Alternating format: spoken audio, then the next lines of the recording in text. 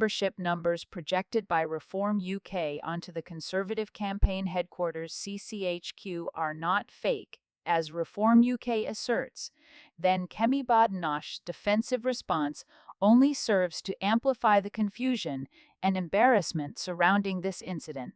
Her attempt to downplay these numbers by alleging manipulation or automation reflects not only a lack of composure, but also a desperate effort to diminish the impact of what is undeniably an embarrassing political spectacle.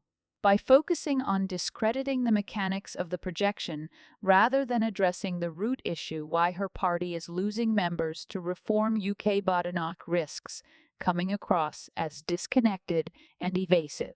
Such a response, if proven baseless, will likely backfire, further eroding her credibility and damaging the already fragile image of the Conservative Party. Badenoch's insistence that the numbers were fabricated or programmed to automatically increase inadvertently draws more attention to the message Reform UK is trying to convey. Instead of dispelling the narrative, her reaction underscores the weakness of the Conservative Party, making her accusations appear not only baseless, but also defensive and petty. If the membership numbers are legitimate, this projection serves as a stark and public reminder of the Tories' declining influence, which Badenoch's dismissive and accusatory tone only exacerbates. Her suggestion that Reform UK has been misleading its supporters reflects poorly on her ability to handle criticism with grace and constructive engagement. It signals an unwillingness to face the uncomfortable truth that her party is hemorrhaging support and that Reform UK is gaining momentum by exploiting the Conservatives' failures. This incident highlights a much larger problem for Badenoch and the Conservative Party. The very fact that Reform UK's projection has gained such widespread attention demonstrates the depth of public disillusionment with the Tories.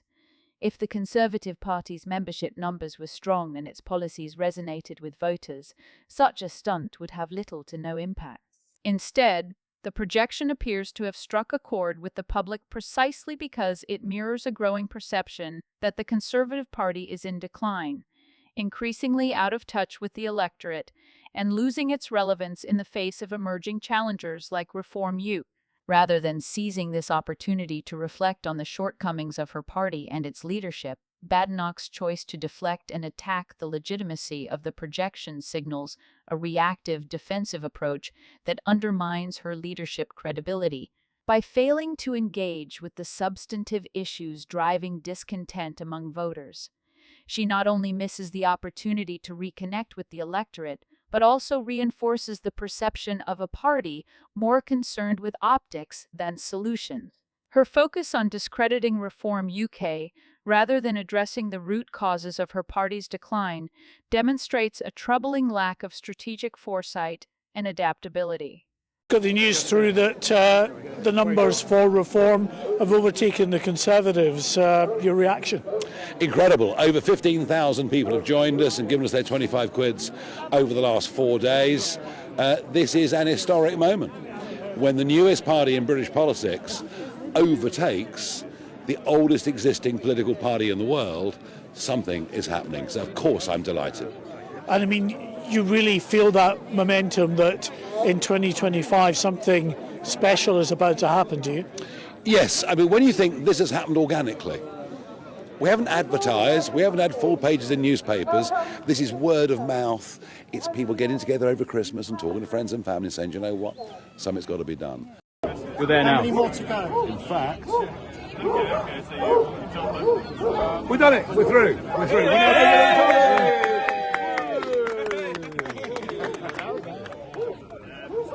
How about that? The official opposition. It's going to be a long day. Nigel Farage has declared what he sees as a defining moment in British political history, a dramatic shift that signals a new era for the nation's political landscape. According to Farage, this is a truly historic moment as the youngest political party in British politics, Reform UK, has achieved an unprecedented milestone. overtaking the Conservative Party, the oldest political party in the world. This achievement is not merely symbolic. It represents a profound realignment of political power and a challenge to the traditional dominance of Britain's established parties. For Farage, this development underscores a larger truth about the shifting dynamics of British politics. The Conservative Party, with its centuries-old legacy of shaping British governance and policy, now finds itself eclipsed by a party that represents the frustration and aspirations of a growing number of disenchanted voters. Reform UK's rise from a relatively new and untested entity to what Farage calls the real opposition marks a seismic change, one that exposes the vulnerability of the political establishment when it fails to adapt to the needs of the people. Reform UK's ascent reflects a growing appetite for change among the electorate, who have grown weary of what they perceive as a political class disconnected from their concern. The party's success is rooted in its ability to position itself as a fresh and authentic alternative to the traditional parties, focusing on issues that resonate with voters who feel ignored by the status quo. Farage's framing of this moment as historic highlights the symbolic weight of this achievement. A younger, smaller, and more agile party has managed to topple a political institution that has dominated British politics for centuries. This development has implications far beyond the rise of Reform UK. It signifies a broader trend in Western democracies where traditional political parties are being challenged by insurgent movements that channel public frustration and disillusionment. Reform UK's rapid growth in membership and influence is a testament to the power of this phenomenon.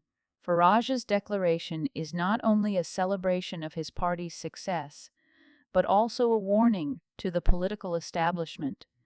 The rules of the game have changed, and those who fail to evolve risk being left behind. As Farage declares Reform UK the real opposition, the party now faces the dual challenge of sustaining its momentum and proving its capability to govern effectively. With this historic moment comes heightened scrutiny and expectations. Reform UK must demonstrate that it is not merely a protest movement, but a serious political force capable of shaping policy and addressing the concerns of the nation. Farage's proclamation sets the stage for Reform UK to further cement its position as a major player in British politics, but it also places immense pressure on the party to deliver on its promises and maintain the trust of its growing support base. This moment is not just a victory for Reform UK. It is a wake-up call for the entire political landscape in Britain. Farage's declaration encapsulates a pivotal shift, one that challenges the notion of inevitability that has long surrounded the dominance of the Conservative and Labour parties. The rise of Reform UK signals that voters are no longer content with politics as usual and are seeking alternatives that reflect their priorities and frustrations. For Farage, this historic moment is both a validation of his vision and a call to action for a new era of British politics. Thanks for watching. Don't forget to comment below, hit that like button, and subscribe for more updates. Join the conversation on Telegram. The link's in the description. See you in the next one.